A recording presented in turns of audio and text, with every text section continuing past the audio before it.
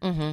And so to be able to prevent that, you have to have the crime registered, and then they have to do a background check when they purchase the gun. Right. And so that doesn't happen in all cases. Mm-hmm. So that's one way that people get a gun. Mm-hmm. Another is that they've had the gun, they committed the crime.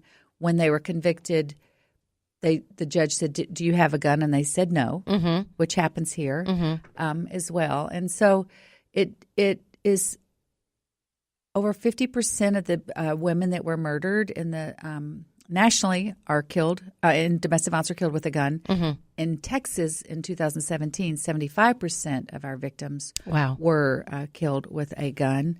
City of Dallas, the same thing. So you're 500 times more likely to be injured if there's a gun in the home when there's domestic violence. So it absolutely escalates the issue. Well, and I think so many women don't understand how this can escalate, so quickly, really. I'm going to read this story, a little bit of it out of Cosmopolitan. When I saw it, I was like, wow.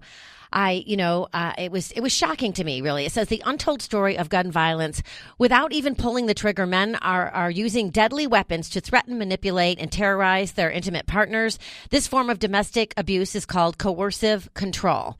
It goes on to say that a special report by Cosmopolitan and The Trace, a nonprofit newsroom covering gun violence, reads like this. It says, not long after Sophie, now 28, moved into her boyfriend Sam's new house in suburban Illinois, he brought home a gun.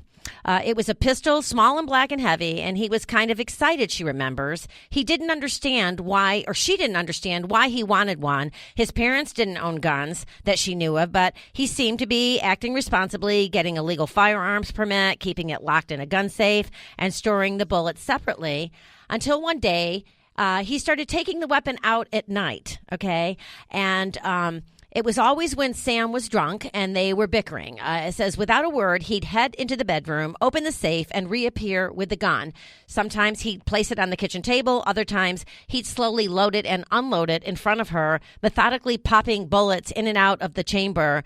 And there were never any verbal threats, says Sophie. He would just have it out. And at first, she protested. She'd say, oh, God, put that away. And he would say, what? Does it make you uncomfortable? And then the following day, Sam would be full of apologies and promises to never take it out again. And then over the next few months, he bought more guns, and the drunken intimidation intensified. He'd point an unloaded weapon at the ceiling and pull the trigger, a practice known as dry firing. I'd never heard of that.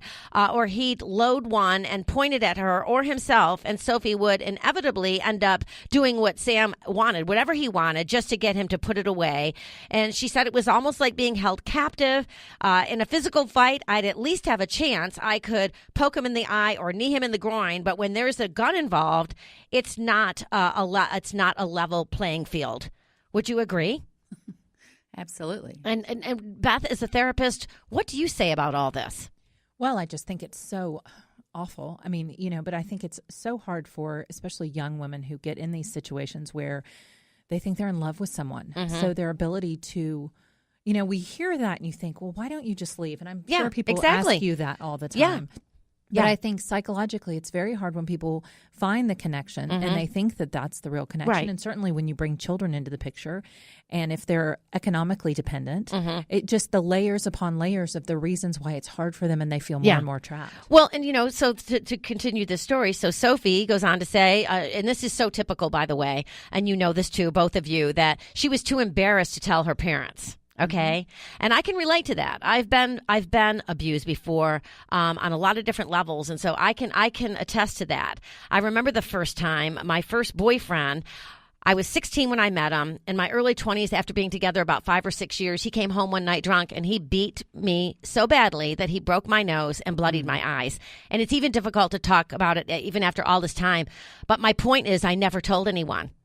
I never told anyone because I was so embarrassed. I told a big fat lie and said that I had tripped over a tent string while we were camping and I fell into a pile of wood. And that's why my face was so, bruised and bloodied and I had broken my nose. And so I think that this is so typical. Like she says, she was too embarrassed to tell her parents. My father always told me to dump a guy if he hit me or cheated on me.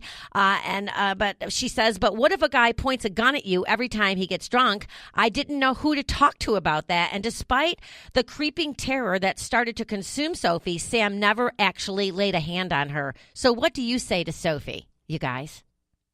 Well, I would tell Sophie that she has value and that no one should treat her that way.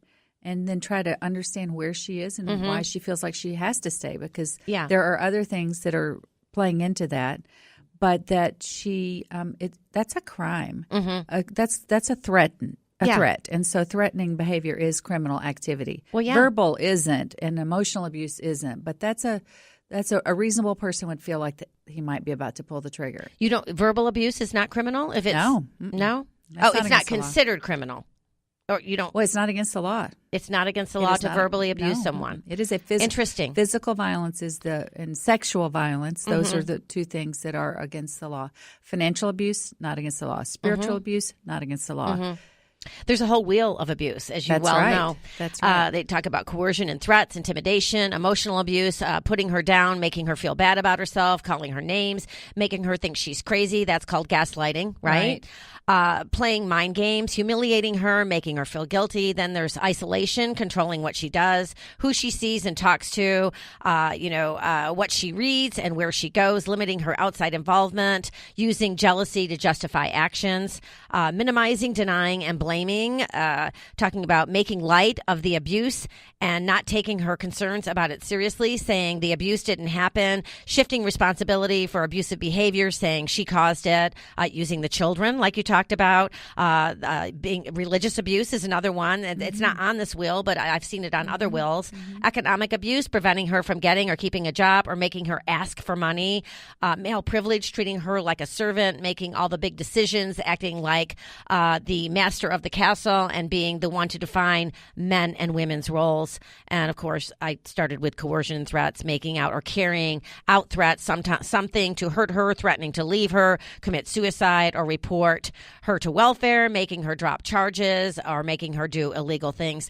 It's really crazy. It is how much abuse is out there. And it's a continuum. It doesn't generally start out at the extreme. It's the small things that happen as you go through in a relationship. And and we say he is the perpetrator because 85% of the perpetrators are male and 85% of the victims are female. But it's a continuum. So he sees what he can get away with and where you will stop and stand up. And so it's just all these interrelated issues that the more they get away with, the more they think they can do. And then all he has to do is hit her one time, and then he just has to ball his fist, and she'll remember that hurt or was scary or whatever. And so they don't have to always commit the crime. I mean, he was intimidating and scaring her by pulling out that gun. Well, and I very respectfully disagree with you. I think verbal abuse is one of the worst forms of abuse.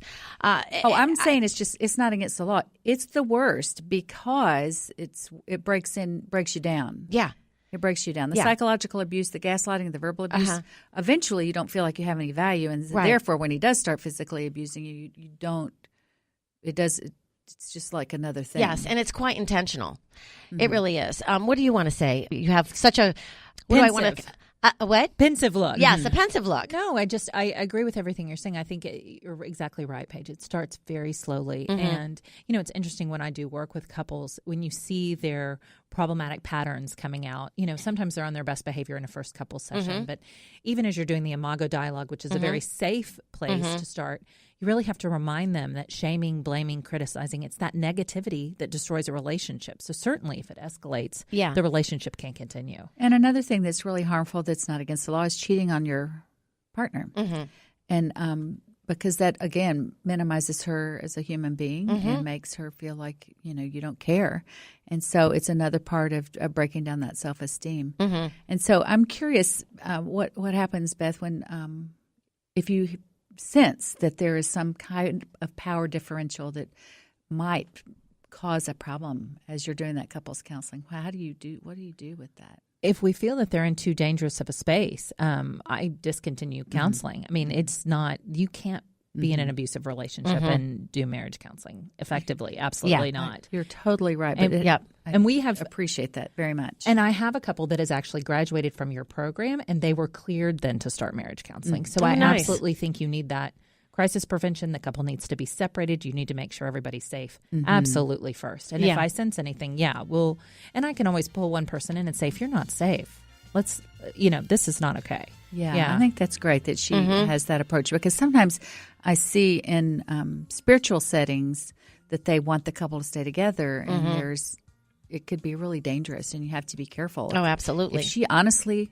says what's happening in that relationship, and she for the first time shares with her preacher, and he's sitting there, it could be really horrible when she gets home. And I have to say, that's why one of the reasons I think that the Me Too movement is so important. It really is. We need to believe our daughters, our sisters, our brothers, anyone that says that they've been a victim of abuse. We need to believe them and not question them, because that's it's so difficult to come forward because you feel like somehow you've done something wrong. And I mean, I could go on. I could do another 2 hours about the abuse that I have experienced in my life from several different men. I've had my arms burned at R&D restaurant when I tried to break up with a guy about 6 years ago. Yeah, that's right in your neighborhood, isn't it? Wow. Imagine that. Yeah. He took a knife and put it under the candle and got it real hot and grabbed my wrist and put my arms on it.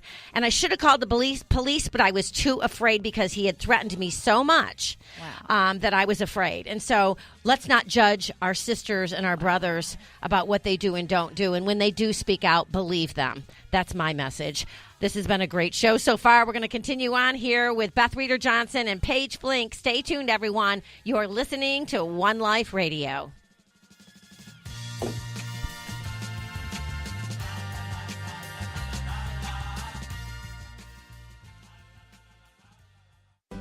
Wellbeing Journal is a remarkable bi-monthly health publication esteemed by intelligent readers worldwide. It's available in print or digital, single issues or subscription. Its focus is on living a happy, healthy life and preventing or healing illnesses naturally. Preventing or healing cancer, arthritis, cardiovascular conditions, and digestive issues, as well as nutritional solutions for optimal health, are regular subjects. Learn more at wellbeingjournal.com. Hi, this is Vaughn Eaglin. As a licensed professional counselor and supervisor, I spend my career helping people cope with emotional problems. But today, I want to talk to you about nutrition. People ask me all the time for nutrition and weight loss advice, and I always find myself recommending a raw vegan protein, a food supplement called Warrior Blend by Sun Warrior. I wasn't always active and fit. In fact, I was very overweight as a child, and as a counselor, I must emphasize the importance of the mind-body connection. A clean body helps with a clean mind. Start today with Sun Warrior Blend Raw Vegan Protein. For more information, go to sunwarrior.com and start living clean today. Hi, everyone. It's Bernadette. Everyone knows that I'm a strong believer in the numerous health benefits of cannabinoids and CBD oils. As with any supplement, I always do my research and my homework to find the highest quality product on the market.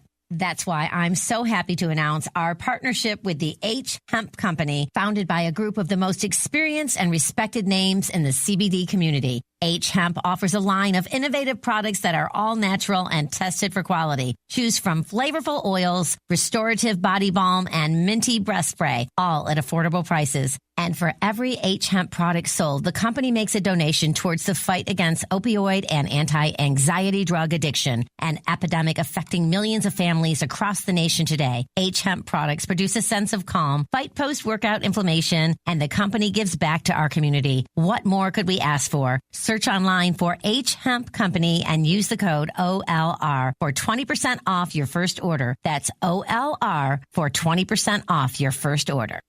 Hi, I'm Bob Barker. This is my friend Benny. Before you buy cosmetics, personal care, or household products, you be sure they have not been tested on animals. Everything from floor cleaner to shampoo is poured into animals' eyes and down their throats. They suffer intensely.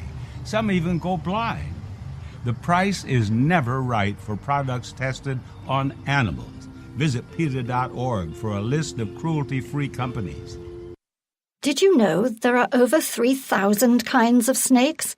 And most, being shy, pose no threat to humans, but they are still feared and killed even for frivolous fashion.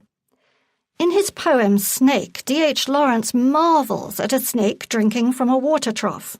He succumbs to irrational fear and impulsively throws a log at the very animal he admired moments before. He writes, "And immediately I regretted it. I thought how paltry, how vulgar, what a mean act. I